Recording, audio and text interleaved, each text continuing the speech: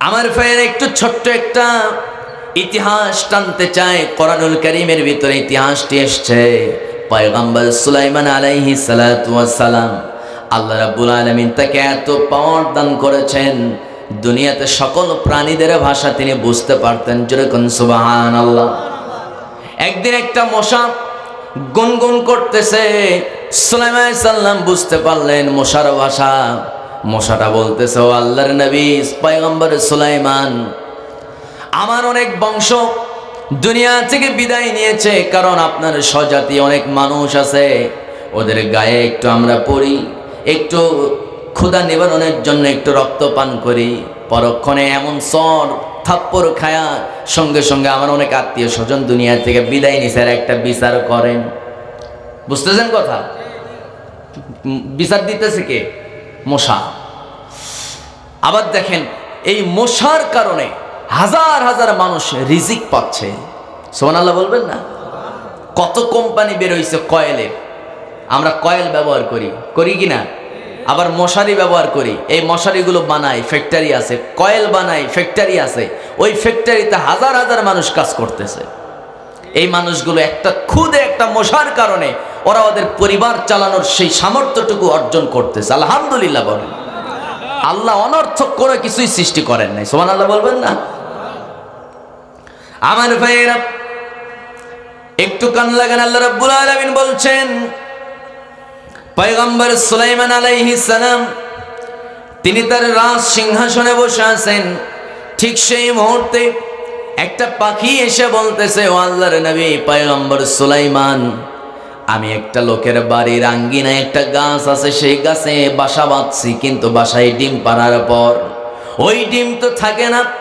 আমি যে ডিমের তা দেব একটা নির্ধারিত সময়ের পর, সেখান থেকে আমার বাচ্চা ফুটবে, কিন্তু সেই সময়টা আমাকে দেয় না। বাচ্চা হওয়ার পূর্বেই ডিম পাড়ার সাথে সাথে ডিমটা সেই লোকটা খেয়ে ফেলে।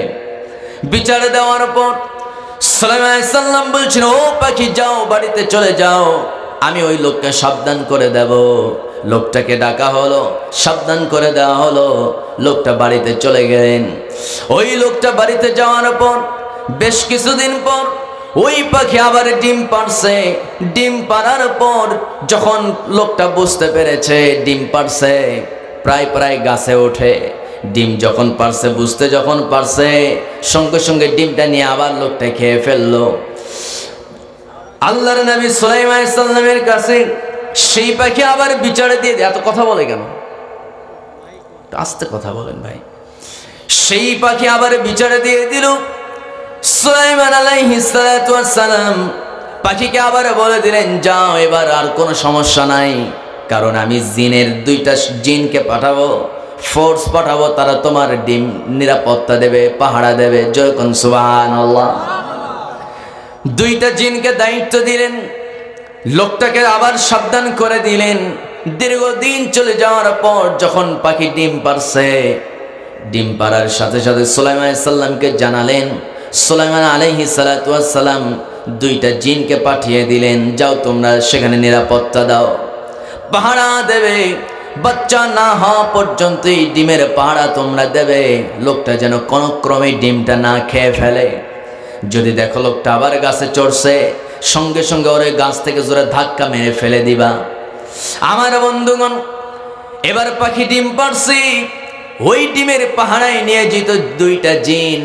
এবার লোকটা বুঝতে পারছে গাছে আবার ডিম পাড়ছে, লোকটা গাছে চড়বে এমন সময় ওই লোকের বাড়ির দরজায় একটা মহিলা, বৃদ্ধা একজন মহিলা কাঁপতে কাঁপতে দরজায় এসে ঠোকা মারছে।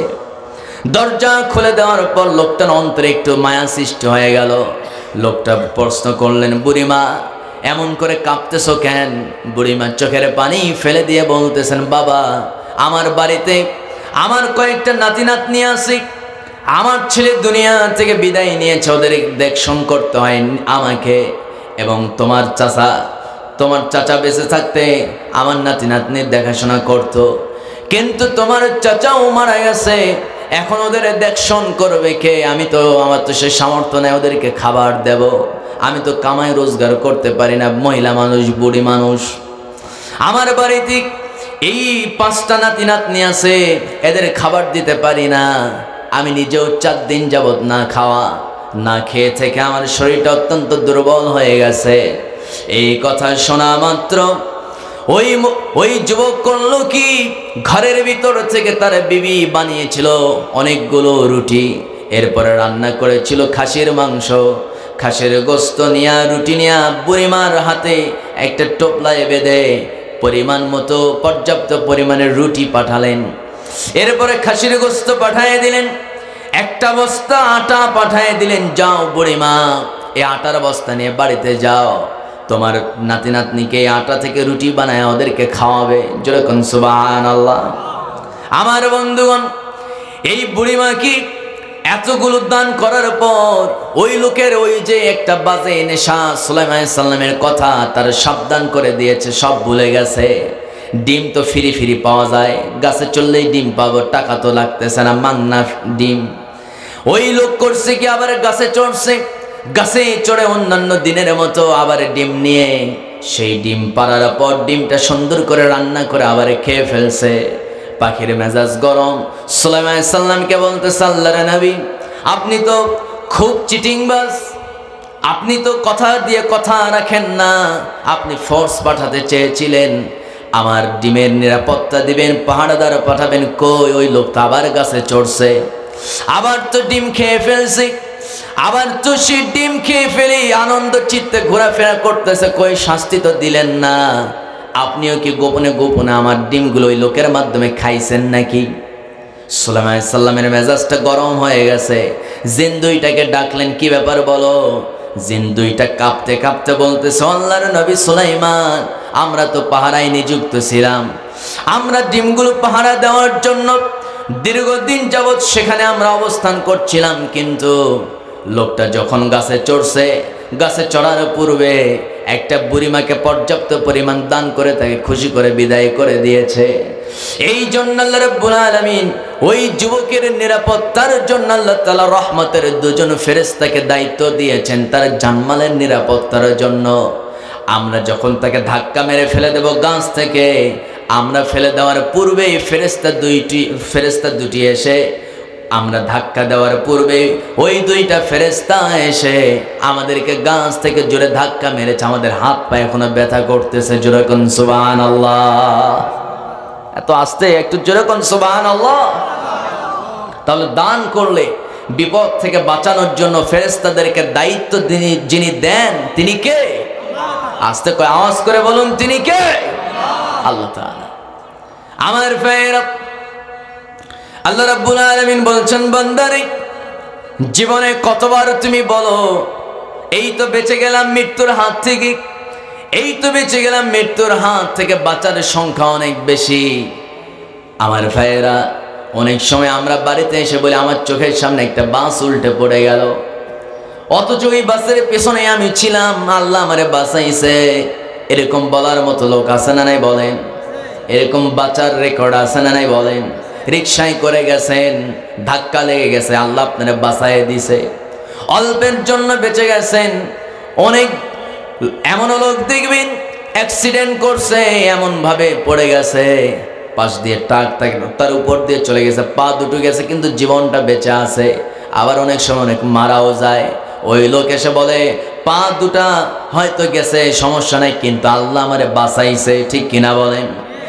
আমার ভাইয়েরা, বাঁচার পরিমাণটা অনেক বেশি। আল্লাহ রাব্বুল আলামিন বলছেন, বান্দা তুমি যে বেঁচেই যাও বারবার, কিন্তু একদিন আমি তোমাকে ধরবো, অবশ্যই সেদিন তোমাকে দুনিয়া থেকে বিদায় নিতে হবে। কিন্তু এই বাঁচার পরিমাণটা কেন এত বেশি? কারণ হলো, বান্দা তুমি এমন কিছু কিছু ভালো ভালো কাজ করো যার জন্য আমি তোমার নিরাপত্তার জন্য ফেরেশতা পাঠাই। জোরে কোন সুবহানাল্লাহ। এই জন্য আমার ভাইয়েরা, আমরা কেবলমাত্র দান করব একজনের জন্য, তিনি কে? আসতে বলবো না, তিনি কে? আল্লাহর জন্য দান করব। জোরে বলি ইনশাআল্লাহ। আমার ভাইয়েরা, আমার বন্ধুগণ, আমার রাসূল দুনিয়া থেকে বিদায় নেওয়ার বেশ কিছুদিন পর, খুব মনোযোগ দিয়ে শোনেন, আমার নবী দুনিয়া থেকে বিদায় নিয়েছেন, এর বেশ কিছুদিন পর মদিনাতে দুর্ভিক্ষ দেখা দিল, মানুষরা খাবার পায় না, না খেয়ে মানুষ মারা যাচ্ছে। এমন সময় কয়েকজন মদিনার কয়েকজন সাহাবী এক জায়গায় হলেন, ধনী সাহাবী। প্রায় ৬-৭ জন এক জায়গায় হওয়ার পর তারা সিদ্ধান্ত নিলেন, আমাদের যার যার যা কিছু সম্পদ আছে এই সম্পদগুলো এক জায়গায় করে আমরা দূরদেশ থেকে যদি কোনো খাবারের চালান আসে সেগুলো আমরা কিনে নেব, এরপরে ওগুলো আমরা দান করে দেব মানুষের মাঝে। এই চিন্তা করে তাদের কিছু সম্পদ এক জায়গায় করলেন, কয়েক হাজার স্বর্ণ মুদ্রা। এগুলো এক জায়গায় করার পর ওই সাহাবী ৫-৬-৭ জন সাহাবী, তাদের মধ্যে ছিলেন আবু বকর রাদিয়াল্লাহু তাআলা তিনিও ছিলেন, হযরত ওমর তিনিও ছিলেন, হযরত আলী রাদিয়াল্লাহু তাআলা তিনিও ছিলেন, এরপরে সাদ বিন আবি ওয়াক্কাস রাদিয়াল্লাহু তাআলা তিনিও ছিলেন।